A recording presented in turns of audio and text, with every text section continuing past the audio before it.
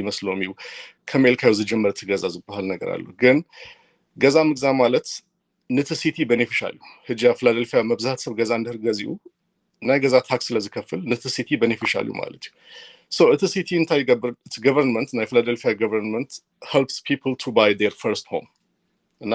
ናይ መጀመርታ ገዛ ክትገዛ ከለሃ ካብ መንግስት ዝመጽእ ሀገስ አለ ብዙ ፕሮግራማት አለው ማይኖሪቲ ዝከውን low income ዝከውን single mother ዝከውን there are a lot of grants for to buy houses na FHA ከኮነሲ conventionalም FHA እንደሆነሲካ grant አለው ማለት ነው እቲ grant ዝመጽእ ካብ FHA ካብ conventional ከኮነሲ እቲ ሰብ ኳሊፋይ ይገብርኒ grant ኢሎም ቼክ ገሮ ይህቡሃ ማለት ነው na Philadelphia እንታይ ዝባሃል ፕሮግራም አለው Philly first homes ይባላሉ Philly first they call it Philly first at city website ከሄድካ እቲ ዌብሳይት ሊንክ እንህቦም ንከሊና like you know first time home buyers Philadelphia city